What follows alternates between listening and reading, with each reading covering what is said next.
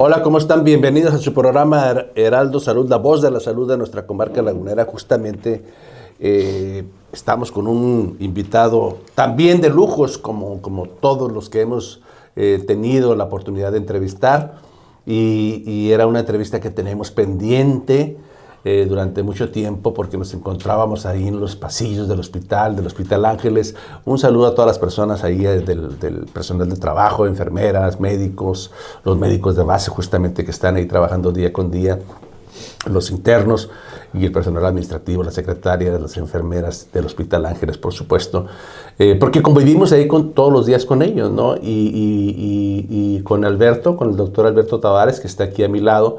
Es una de las personas con las cuales nos vemos frecuentemente en los descansos médicos, en los pasillos, y él tiene un motivo por el cual está ahí muy cerca de quirófano. Él tiene una razón muy particular, porque evidentemente él en lo individual está cerca de quirófano. Vamos a empezar este programa, como siempre, agradeciendo a la gente que hace posible este evento de platicar de salud, a Obando, a Lisbeth, a Ethel, a Iván Lavín, en fin, a mucha gente, a Jackie, a mucha gente que está detrás y que nos permite compartir con usted aquí por vía radiofónica este programa de La Voz de la Salud y por supuesto también a través de las redes sociales. Muchísimas gracias a todas las personas, a la señora Carmen Aguilar, a la señora Juan Escandón, a la señora Alejandra, a la señora justamente Chávez, Rosario Chávez, que está con nosotros que, pues, prácticamente en todas las emisiones, un sinfín de personas, todas esas, sobre todo mujeres, todas ellas que se ponen en contacto y que nos preguntan y que nos dicen a quién invitar o qué tema queremos tratar. Gracias por estar con nosotros y no solamente a nivel de México, sino también en Estados Unidos y en América Latina. Gracias por comunicarse y todas sus preguntas que van a derivar de aquí, nosotros se las pasamos al médico que entrevistamos y él ya las contesta personalmente. Bueno, aquí, como les decía, tengo un guerrero de 1000 batallas, que es el doctor Alberto Tavares, médico cirujano,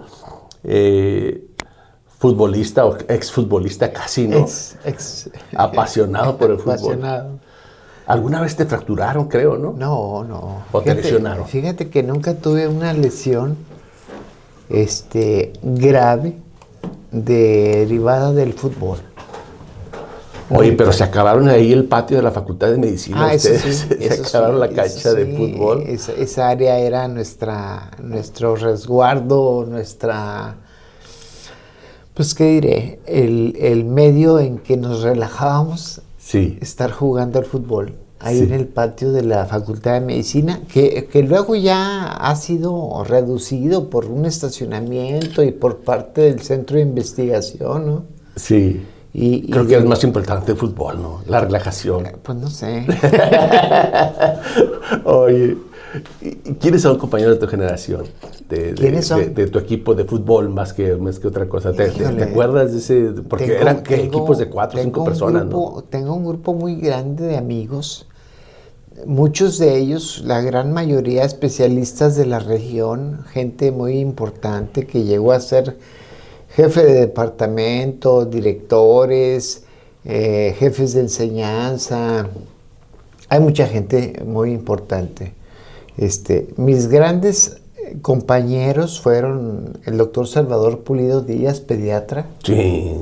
El doctor Francisco Rosales Hernández, jefe de oncología en el 71. Eugenio Torres Flores, traumatólogo ya jubilado. El doctor Antonio Urbina Seglen, médico cirujano, hijo de un gran maestro de aquí de la región. Manos de seda. Manos de seda. El doctor Miguel Chong López, jefe de enseñanza de la 16, estuvo también por aquí. Francisco Orantes Monsiváis, Jaime Anet Fraire, el doctor Mendoza Alarcón, Juanito Mendoza Alarcón, que bueno, la pandemia por desgracia se lo llevó en un evento agudo muy importante. Al grandulón, ¿verdad? Y la verdad es de que, pues mi generación fueron 120 y tantos médicos, y de esos yo creo que el 90% hicimos alguna especialidad médica. Y en la región fueron gente muy, muy exitosa hasta el momento, ¿verdad? Pero casi todos esos vagos que jugaban fútbol Pero casi salieron todos buenos. ellos eran vaguitos, sí. Eran vaguitos y bueno, no éramos. Pero estás jugando fútbol en esas canchas y luego había otra área ya que se le llamaba la rampa, en donde ya no era otro tipo de recreación. Era otra recreación, sí. ¿Verdad? Sí. Pero era muy bonito porque en aquel entonces Torreón era chico. Si Sí. ahorita es chico, en aquel entonces era más chico. Y yo creo que nos conocíamos todos y conocíamos a los papás de Fernando Quesada, conocíamos al papá del doctor Urbina Seglen, a don Antonio Urbina de la Rosa. Y así como tal, había mucha gente conocida, ¿sí? Y por fortuna nos tocó tener un ambiente de amistad muy, muy agradable. Es bueno eso. Porque ¿Es fácil entrar a la Facultad de Medicina? No, es difícil. Sigue siendo difícil. ¿Es elitista? En aquel entonces entramos 120. No depende de dinero. De mi generación. No, para nada. Si no, seguramente yo no hubiera entrado. Si yo dijera que es una carrera elitista o es una facultad de medicina elitista, seguramente yo no estuviera aquí y no hubiera entrado ni hubiera llegado a ser médico. ¿Terminaste medicina y qué hiciste profesionalmente? Terminé medicina y después de haber hecho mi servicio social, mi internado de pregrado, rápidamente me recluté en el Seguro Social. Presenté mi examen de residencia de inmediato y en la primera oportunidad logré entrar a la especialidad de cirugía general. Me asignaron al Hospital General de Zona de Torreón, aquí en la 16. Oye, Doc, ¿y qué tal el examen de residentes? Muy pesado, muy pesado. No, muy pesado. Es un examen muy exigente. Yo no recuerdo cuántas gentes seríamos en aquel entonces, pero se calcula que entrábamos un 8% de la gente que presentábamos ese examen. Como 1000 más, ¿no? No. Creo que éramos en aquel año, entramos 3,300 a nivel nacional. A presentar el examen. No. Ah, los que aceptaron. Sí, los que fuimos aceptados. Y eso equivale al 10%, más o menos 8%. 8-10%. Presentaron como 30,000, estamos hablando. Pero y ahorita, en aquellos años. Ahorita creo que andan en un número de 70,000 gentes que presentan el examen y se quedan 10%. Es un nivel muy competitivo, ¿no? Es muy, muy difícil, muy, muy demandante. La carrera por sí misma es demandante. Entonces, entrar y quedar, pues no es nada fácil.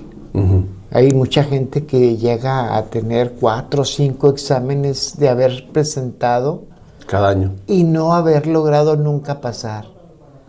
Y se quedan como médicos generales.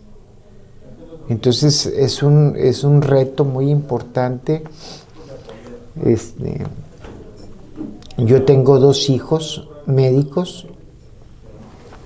Mi hija Karen le fue muy bien en su examen, le dieron otorrino, que es la segunda más exigente en cuanto a calificaciones de las especialidades, y logró entrar a otorrino. Y mi otro hijo que ahorita, el día 1 de febrero empieza su servicio social, él todavía le falta ese examen por presentar. Ojalá y lo pase y haga lo que quiere hacer. ¿Para dónde va? ¿Para cirugía también? ¿Para el bisturí?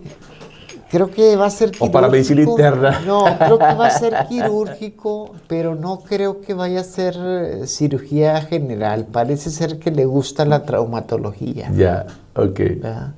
Oye, está bien. ¿Te dedicaste a la cirugía? ¿En eso estás ahorita? Sí, todavía. Yo tengo en este momento 9 años jubilado del Seguro Social, después de haber estado 30 años en el seguro, porque yo entré en el 84, y en el 2015 me jubilé. Entonces tengo ahorita 9 años jubilado, pero sigo ejerciendo la medicina, la cirugía. Lógicamente, como hay más población, hay más médicos, hay más competencia, y lógicamente por la edad y por la competencia, el nivel de trabajo va siendo menor. Creo que es la evolución natural. Sí. Es totalmente normal. Y yo creo que incluso lo puede uno hasta agradecer. De decir, bueno, ya no me buscan tanto, ya estoy un poquito más de tiempo relajado. Ya. ¿Sí? Pero la experiencia que tienes con las manos y con el bisturí, pues palo dado ya nadie lo quita. Tú hablaste de evolución. Sí. Y hay una palabra en el ambiente popular de los pacientes que le tenemos cierto respeto a esa palabra, lo que sea que signifique, que ahorita tú nos vas a explicar qué significa y las consecuencias de eso potenciales.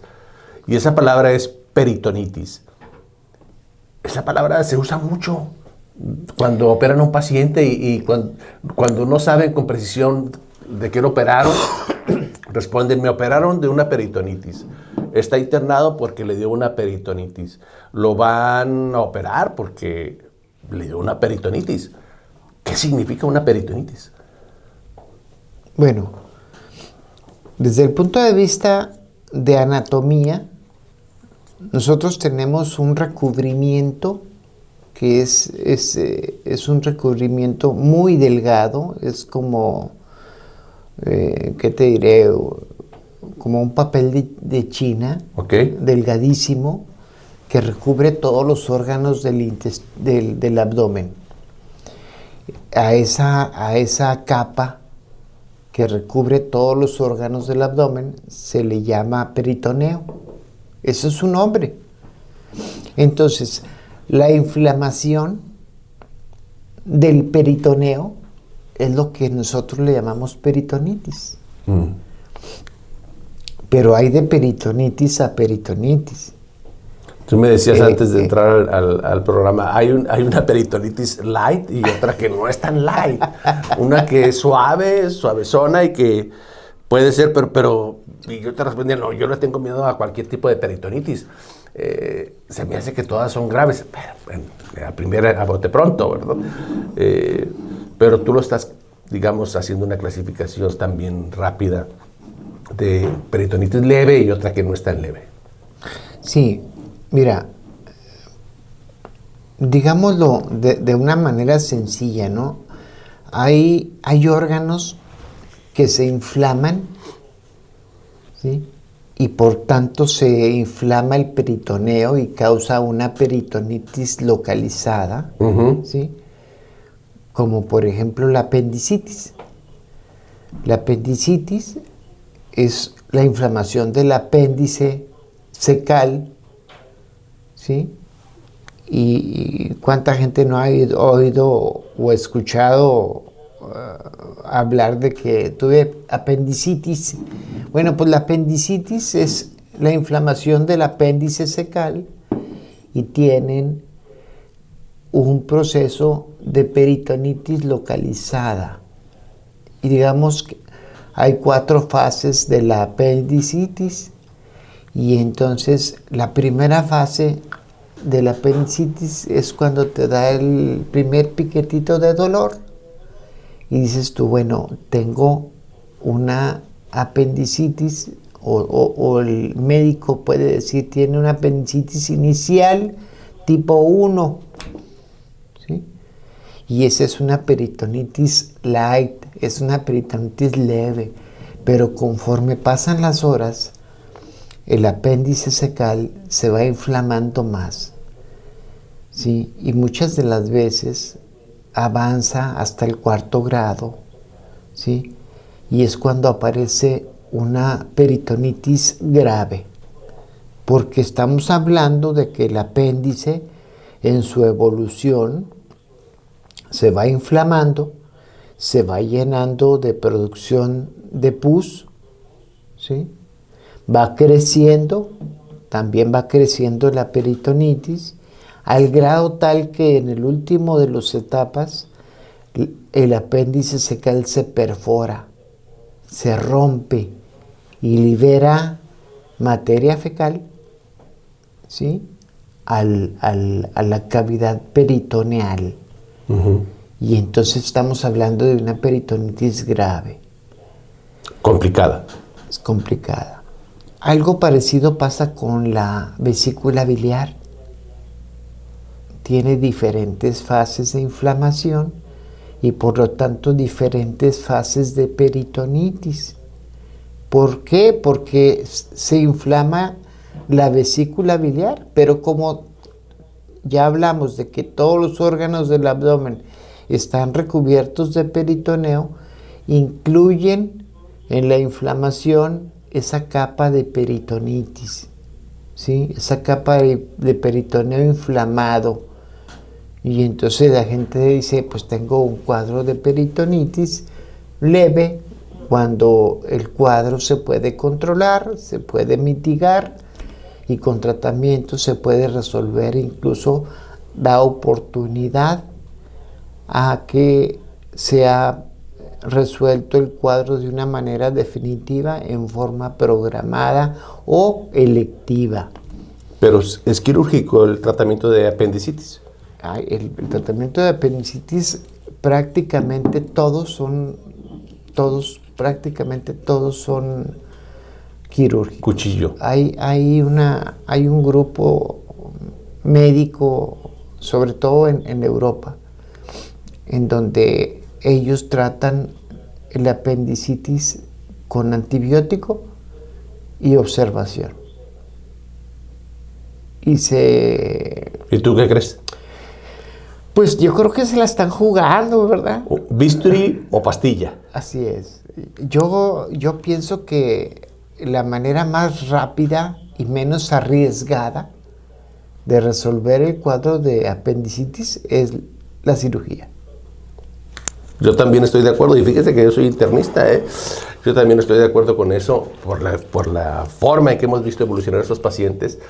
Más vale que un paciente con apendicitis, aunque sea leve, o los inicios sintomáticos del dolor, de la náusea, del malestar que tengan, la calentura, yo preferiría operarlo en forma temprana a que se nos complique justamente lo que acabas de decir, a que el paciente se perfore esa parte intestinal del apéndice y que se esparza, se riegue materia fecal en una cavidad abdominal que obviamente es estéril, si está en condiciones normales, y la presencia de excremento nos da muchos problemas, muchísimos problemas quirúrgicos y médicos.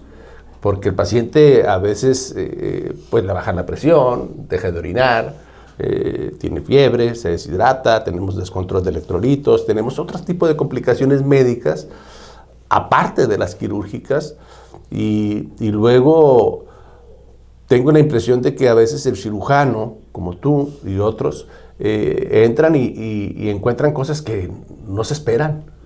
Que parece ser que el radiólogo, el radiólogo, los ultrasonidos, las tomografías nos dicen una cosa y parece que pues ya vamos a la segura, ¿no? A abrir el abdomen, y resulta que cuando lo abren encuentran en las notas quirúrgicas, parece una novela de terror.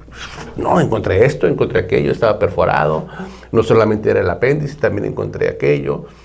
estaba pegado, adherido, batallé, sangró, eso es lo peor, son alérgicos al sangrado, ¿no? O sea, yo creo que uno de los principales temores, tú me corriges, de un cirujano es que sangre el paciente. Cualquier tipo de cirugía cerebral, tórax, abdomen, o hay otra cosa que le tengan más miedo dentro del quirófano. Fíjate que yo particularmente le tengo más miedo a una peritonitis avanzada que a un sangrado. Mándale. Porque he visto en mi recorrido profesional, he visto gente, no quiero decir mal operada, quiero decir, fue un paciente en el que la decisión no fue la más adecuada. ¿Sí? El sangrado, a no ser que haya una lesión importante de un vaso muy grande del abdomen, el sangrado puedes controlarlo y te da oportunidad de hacerlo, de manera tal de que yo te puedo decir que tal vez en 30, 33 años de cirujano, tal vez solamente un paciente ha fallecido después de una intervención conmigo por un sangrado importante, y no falleció en quirófano, falleció tal vez 15 o 20 días después por un problema de consumo de elementos de coagulación. Entonces, por eso te digo que tal vez lo que yo temo más es ver una peritonitis avanzada, no tratada o tratada inadecuadamente, o sea, a un sangrado. Excremento en cavidad abdominal es una cosa muy seria. El excremento en la cavidad abdominal habitualmente es derivado de la ruptura intencional por una agresión o por una cirugía en donde hay una lesión inadvertida, ¿sí? O por una inflamación de alguna área intestinal, como puede ser el divertículo de Meckel, que es una anormalidad congénita de nacimiento, pues, o la inflamación del intestino grueso. ¿Cuando se tapa? Cuando se tapa o cuando se inflama un divertículo. Divertículo es una evaginación de la pared intestinal del intestino grueso o del intestino delgado. Todas esas patologías o enfermedades, variantes, la obstrucción, la perforación por un proyectil de arma de fuego, por herida por cuchillo, por arma blanca, por inflamación de divertículos, por cáncer incluso también, cualquier cosa que pueda perforar el intestino delgado o grueso, eventualmente, si puede, se lava la cavidad abdominal. Ahorita nos va a explicar el doctor Alberto Tavares, que está en el Hospital Ángeles. Primero se lava la cavidad, se corrige, se trata de corregir, y en algunos de ellos no se puede corregir y terminan la cirugía con los famosos estomas. Vamos a ver, justamente para eso lo invitamos, qué es un estoma y por qué se hace un estoma, cuáles son las indicaciones de hacer un estoma y qué implica el que el paciente salga en su abdomen con este famoso estoma. Regresamos, estamos en La Voz de la Salud con el doctor Alberto Tavares.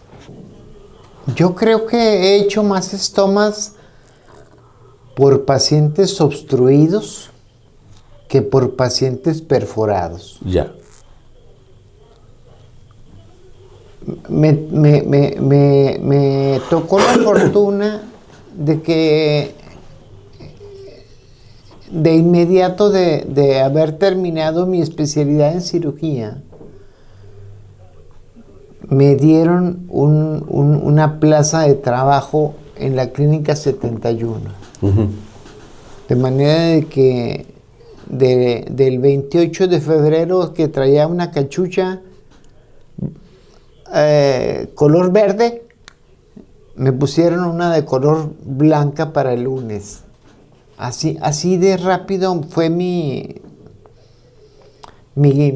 transición de ser residente a ser médico de base. Y eso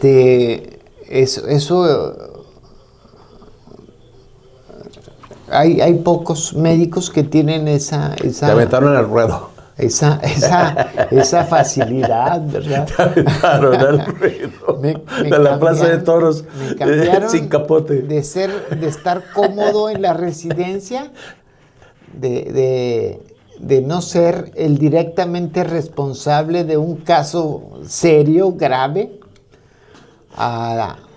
de un viernes a un lunes, y a ser el médico de base que tenía que tomar decisiones. A firmar como MB. A firmar como médico de base, a tener que hablar con la familia, con el paciente, convencerlos.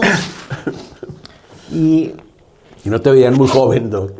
Sí. Te veían decir, oye, qué onda, Sí. que si la semana pasada estaba de residente y ahora está de médico de base. Sí, hay una paciente que, si nos está escuchando, se llama Silvina Delgado. Ella fue mi primer paciente de cáncer operada. Y me tuvo la confianza de que me veía muy joven. Y en algún momento me dijo: oiga, es que yo esperaba ver un doctor canoso ya, grande, con recorrido, pues, ¿no? y resulta de que no. O sea, le mandaron Al R4. al R4, ¿sí? En aquel entonces eran R3. Y yo pasé al R4 como médico de base, ¿verdad? Entonces, pues todo evoluciona, ¿no? Y ahora también vemos especialistas ya muy jovencitos. Esa es la verdad. Por alguna razón así pasa. Pero ya las especialidades son como ya las subespecialidades y luego la paroscopía 2-3 años más. No, yo... Regresamos a su programa Heraldo Salud, La Voz de la Salud. Estamos platicando justamente con el doctor Alberto Tavares. Gracias a todas las personas que se comunican con nosotros, a las personas que nos mandan mensajes y a los pacientes que siempre han estado con nosotros en la consulta. Al señor Luis Alvarado, por supuesto, que es un paciente nuestro que está siempre al pendiente, y a todos ellos, ¿no? Se nos van ahorita los nombres, no nos vienen aquí a la mente. Estamos platicando con el doctor Tavares, que es médico cirujano, y nos comentabas tú que te aventaron al ruedo. Pues sí. Cuando terminaste la residencia, te aventaron en la plaza de toros con toro, sin capote y con un bisturí. Sí. Vas a matar un toro con un bisturí. ¿Cómo está eso? ¿Cómo se hace eso? De que un viernes eres residente y el lunes eres médico de base y te toca operar a un paciente difícil, con un toro prácticamente, metafóricamente, y lo tienes que controlar con un bisturí. Sí.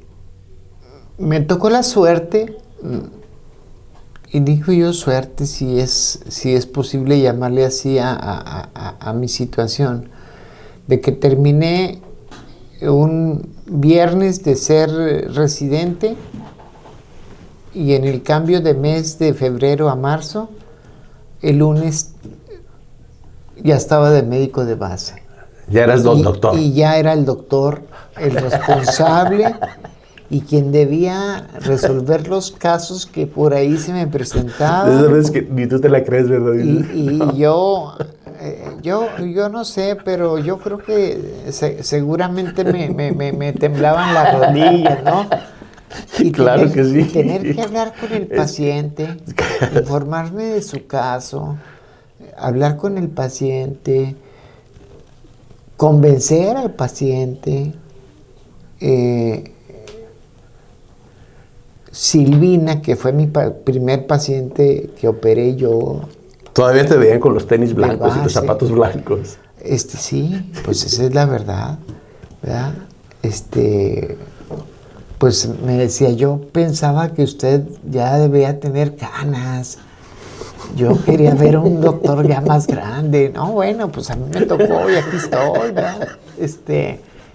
Esto es lo que hay que hacerle, este es su problema, esto hay que hacerle, y si usted acepta, la opero tal día. Y bueno, yo creo que fueron días difíciles. No tenías ganas. Fíjate lo que son las cosas, ¿verdad? De estar pensando. El paciente quiere un doctor con canas. Sí, para así que es. denota experiencia. Así es. Y ahí Como pues que no tenía ni una. en aquel momento, hace 30 y tantos años, seguramente la gente relacionaba la experiencia con la efectividad. Seguramente. Y ella decía, pues yo quería ver un doctor con canas y usted está muy chavo. ¿Y cómo le fue? Y sí, le fue muy bien. ¿Sí?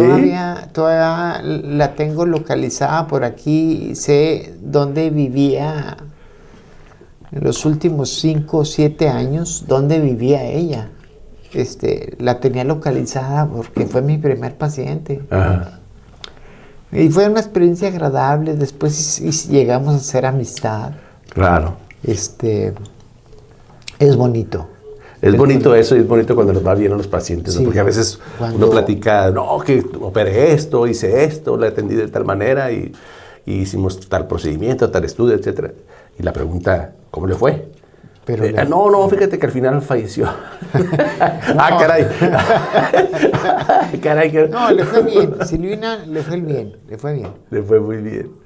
Nos platicabas tú antes de irnos a la pausa, el doctor Alberto Tavares. Estás en el Hospital Ángeles, ¿verdad? Todavía. Sí. ¿En qué piso estás, doc? Estoy en el 5º piso. En el 5º piso. Sí, ahí estoy. Consultorio 500, sin que vaya a ser tomado como un anuncio publicitario. Ahí estoy. Ok. Tengo 25 años consultando ahí en el Ángeles. Ya es un buen recorrido también. De los pioneros del Hospital Ángeles. Sí, tal vez sí. Oye, doc, y nos platicabas tú justamente que le tenías mucho miedo a la presencia de materia fecal en abdomen, porque eso implica un procedimiento determinado desde el punto de vista quirúrgico. Sí, o sea, sí. una técnica. Sí. Bueno, pues lo adecuado es eliminar o controlar el foco. ¿De dónde se salió la materia fecal hacia la cavidad del abdomen? Lógicamente, al salirse, causa un proceso de peritonitis grave, ¿sí? Y lo primero que tienes que hacer es controlar el foco, de dónde se salió. Y el control puede ser momentáneo, transitorio, ¿sí? Y luego ya bien establecido haciendo un estoma, una ostomía. Si es de intestino delgado, le puedes llamar yeyunostomía o ileostomía. Uh-huh. Si es de intestino grueso, le tienes que llamar colostomía. Ok. Tú ya te fuiste por la libre y eso me parece perfecto porque descartaste el tratamiento médico. Y así es. Sí. O sea, la presencia de popó, de excremento, de heces fecales en abdomen no se trata con medicinas. ¿No? Bueno, sí. O sea, aparte, pero el pilar del tratamiento es quirúrgico. El pilar del tratamiento. O sea, no puedes, una palabra que usaba un médico que cuando lo escuché me dio así medio escalofrío, contemporizar. Ah, no. Y yo dije, ay, hijo de su madre, contemporizar, cuando el paciente hace cuenta un caso así como el tuyo, como el que estamos platicando. Lo dejan. Le decía yo, pues oye, hay que operarlo. Y a veces los cirujanos le dan la vuelta, ¿no?, al caso, según como vean ahí el paciente de grave o de inestable, ¿no? Y nosotros en la angustia, ahí terapia intensiva, o no me acuerdo en dónde estábamos, en el piso, no sé. Oye, este paciente parece que está obstruido y se perforó. Habrá que operarlo. No, Oscarito, vamos a contemporizar. ¿Se puede contemporizar estos pacientes, doctor? No, esos pacientes son de entrar a quirófano. O sea, se acabó. Una vez que tú sospechas con alto nivel de certeza que hay un derrame fecal o intestinal a la cavidad peritoneal, ese paciente hay que operarlo. Se acabó, no hay otra. Hay que operarlo y vuelvo a decirte, resuelves el lugar de salida de una manera momentánea, tal vez con una sutura, y luego lavas la cavidad de una manera exhaustiva. Un lavado quirúrgico muy bien realizado en todas las áreas, en los 4 cuadrantes del abdomen. Hasta que salga clarito. Hasta que salga clarito, ¿sí? Hasta que salga, no para tomar el agua, pero sí que salga limpia, ¿sí? Y en ese momento puedes quitar algunas natas de fibrina, natas de pus, que por ahí puedas encontrar, y luego te dedicas a resolver el estoma, la fabricación de un estoma. ¿Qué es un estómago? Un estoma es la fabricación de una boca intestinal que salga a través de la pared abdominal. O sea, lo sacas a la piel, por el abdomen, ¿verdad? Por el abdomen. Habitualmente, y lo adecuado es que salga por la pared anterior del abdomen. Por enfrente. Por enfrente. Es lo mejor. Sí, es lo mejor. Es lo adecuado, es lo conveniente. ¿Y para qué haces lo eso? Lo conducente. ¿Para qué? ¿Cuál es la función de un estoma? ¿Por qué lo hiciste? La función de un estoma es primero, evitar que se siga derramando la materia fecal o el contenido intestinal hacia el peritoneo o hacia la cavidad peritoneal y te vaya a favorecer que se vaya perpetuando la contaminación del abdomen. Y eso te ayude a resolver, junto con los antibióticos y la reanimación de líquidos y todo este tipo de cosas, con los drenajes, o sea, ayudas a controlar el proceso de peritonitis. O sea, lo derivaste hacia la pared abdominal, hacia afuera. Así es. Una especie como de puente. Así es. ¿Verdad? La pregunta que yo creo que la gente que nos está escuchando es, ¿por qué no suturaste? ¿Por qué no cosiste de primera intención y esa perforación y lo dejaste así? Esa fuga. Sí. ¿Por qué no se hace de esa manera? Porque habitualmente ya está muy contaminado el abdomen. Habitualmente pasan horas entre una perforación y que el paciente llegue al hospital, pida ayuda, se le hagan estudios, se tome el laboratorio y la vea un cirujano que reconozca la necesidad de entrar a operar. Y en ese inter pasan horas. Muchas veces pasan 6, 8, 12 horas. Es mucho. Depende de dónde esté el paciente. Sí, lo que pasa es que estamos acostumbrados a un tiempo, digamos, cotidiano, ¿no? Pero desde el punto de vista médico, para una situación de estas, de una perforación intestinal, pues horas son prácticamente horas luz, ¿no? Años luz, es mucho tiempo. Es mucho tiempo para que esas bacterias se esparzan por toda la cavidad abdominal y eventualmente entren al torrente sanguíneo.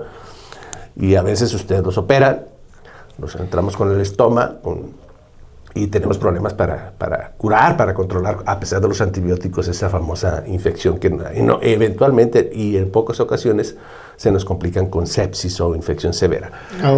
Ahora, el hecho de la pregunta expresa tuya ¿Por qué no cerrar en Sí. ese momento?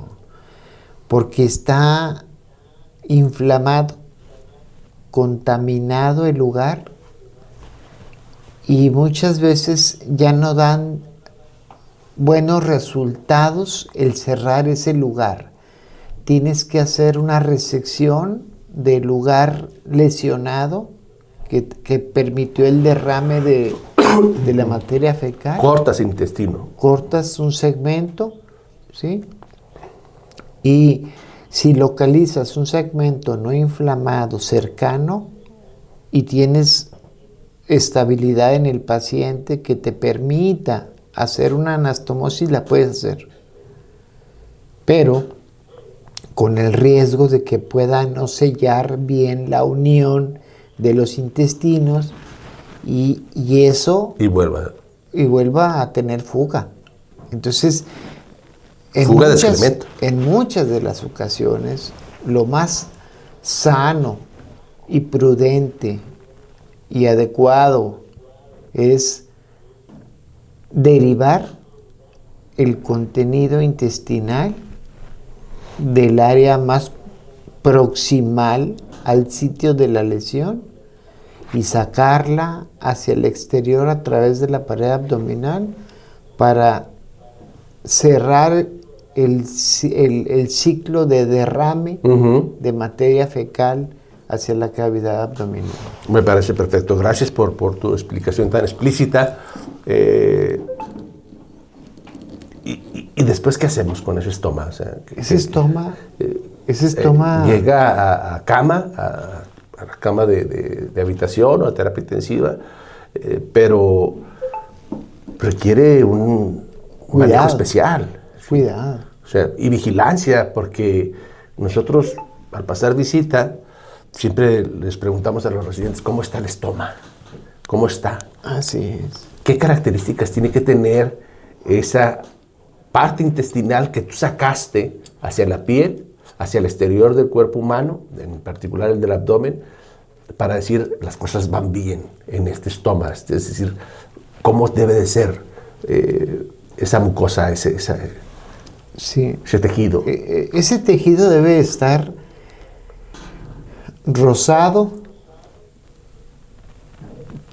con suficiente tejido exteriorizado por fuera del abdomen para que te dé una seguridad de que ese estómago va a evolucionar adecuadamente.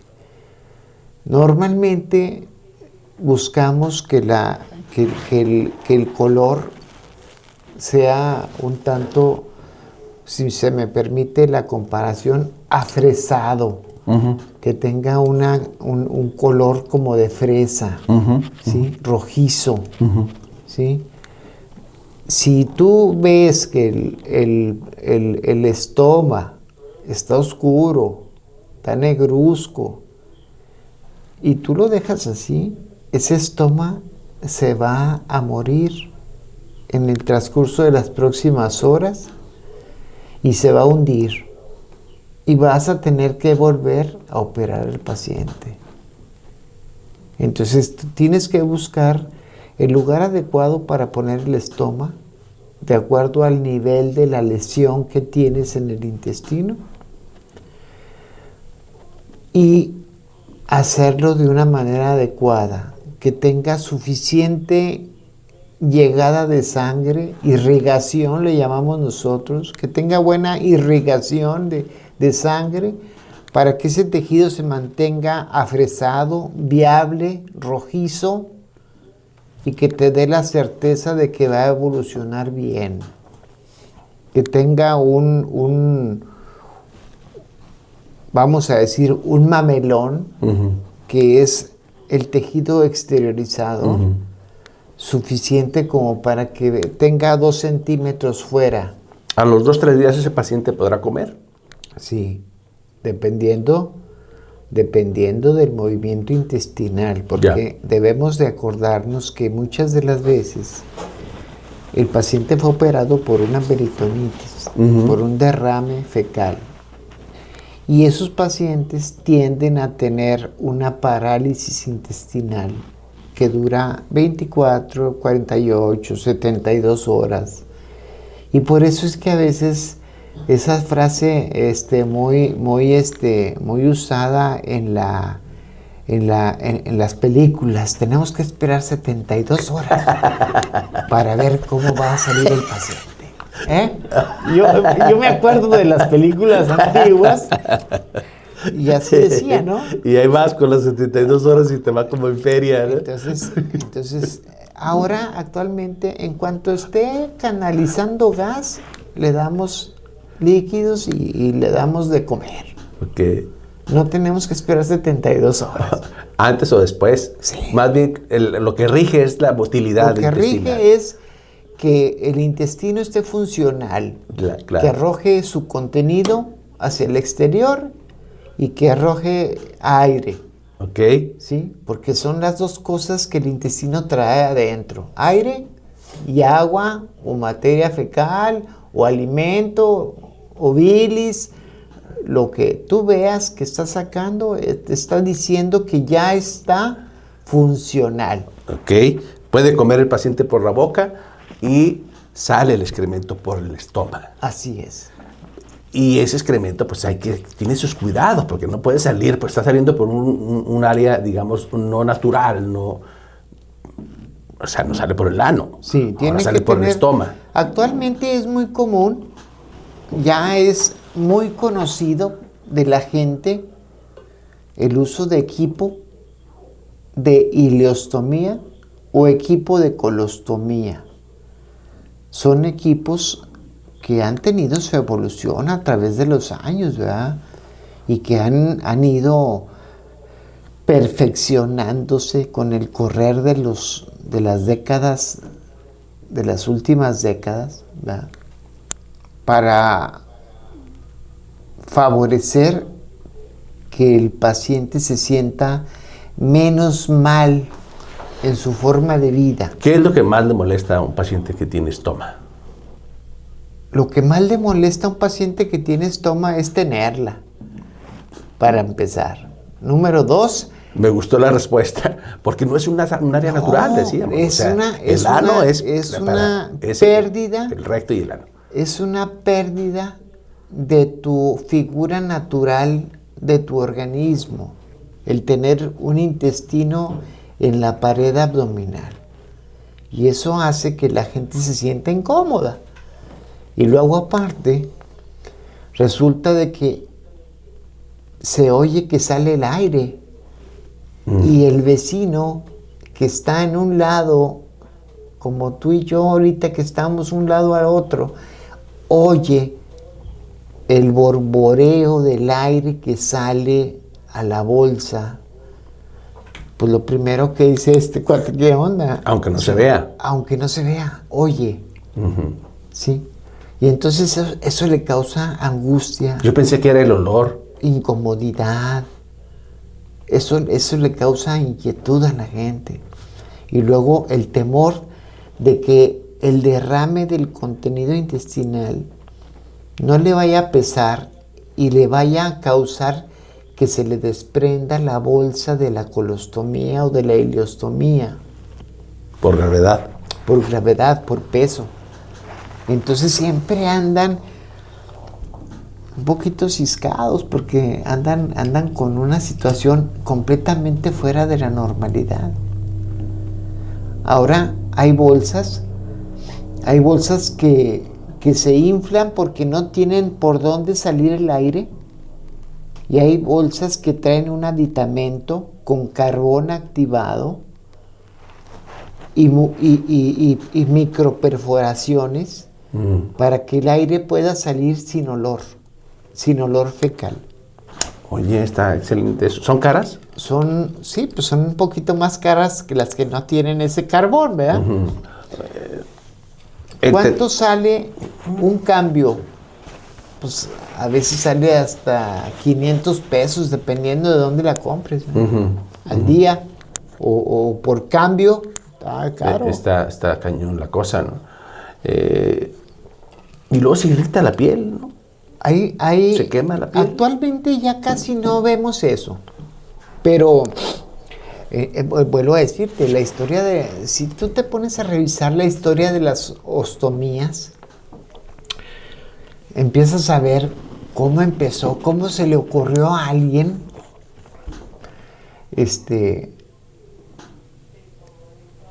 perforar con un hierro candente un intestino dilatado para que por ahí saliera el aire y el contenido fecal. Así empezó. Estamos hablando de tiempos de antes de Cristo, ¿eh? No creas que esto es nuevo. La idea de derivar el contenido intestinal va por ahí de los 300 años antes de Cristo. Y se formaba una fístula. Algunas cerraban y algunas no. Y se morían muchos también. ¿Sí? Pero conforme van apareciendo los conocimientos, la experiencia, las guerras, todo eso se va perfeccionando. ¿Sí? De manera tal de que en la Primera Guerra Mundial un número muy importante de gente moría de herida de bala en el abdomen, con fístulas, con peritonitis, y moría a consecuencia de no haberle hecho un estoma. Uh-huh. Entonces, un procedimiento que derivara el contenido intestinal hacia el exterior era necesario. Y se fue perfeccionando esa idea hasta lograr que actualmente es raro el paciente que se muere de una obstrucción intestinal. Qué bueno. Cuando ya al paciente, por cualquiera de los motivos que haya sido, le colocaste o le hiciste un estoma, pues evidentemente el deseo de la mayor parte de los pacientes, sobre todo, es que se reconecte y que se vuelva a... Así es. ¿Cuánto tiempo tiene que pasar más o menos para pensar en eso? Mira, si el grado de peritonitis no es muy importante, pueden ser 12 semanas. 3 meses más o menos. 3 meses. Pensar en reconexión, sí, o más. Ustedes lo van valorando. Pero si el paciente tiene una peritonitis severa y el abdomen está muy pegado y hay mucha inflamación interna en el abdomen, ese paciente puede estar 1 año y medio o 2. Y en aquel momento ya decimos, entre comillas, enfriado el cuadro de la peritonitis, poder entrar a revisar su abdomen y reconectar el intestino. Tú dijiste enfriado, hay otro término también quirúrgico que es el abdomen congelado, que también le tenemos mucho temor y mucho respeto a esa entidad médica, el famoso abdomen congelado. Pero ya vendrás otra vez, si aceptas, por supuesto, a seguir platicando de temas quirúrgicos con toda la experiencia que tiene el doctor Alberto Tavares. Doctor Alberto Tavares, se nos acabó el tiempo, pero gracias por estar acá con nosotros. Se nos acabó el tiempo quirúrgico, Doc. Le van a cerrar. ¿A qué horas termina, Doc? Ya sí, ahí tenemos 3 cirugías atrás. Anestesiólogos y ya. Ahí es cuando se acaba la cirugía. Ya le cierran la máquina de anestesia, ¿no? Así es. Y ya está cerrando y dándole puntos sin anestesia al paciente. Sí, así es. Cerrando cavidad abdominal. No, pues muchas gracias por invitarme. No, al contrario a ti, doctor Alberto Tavares. El día que podamos volver, con todo gusto. Gracias. Gracias por compartir lo que sabes con los pacientes y con las personas comunes y corrientes que nos escuchan a través de estas vías. Y creo que les sirve mucho, me sirve muchísimo el saber por qué se le hacen ciertos procedimientos a los pacientes. Claro, claro. Gracias. Hasta luego. Gracias a usted, por supuesto, por estar con nosotros. Estuvo usted escuchando al doctor Alberto Tavares en La Voz de la Salud.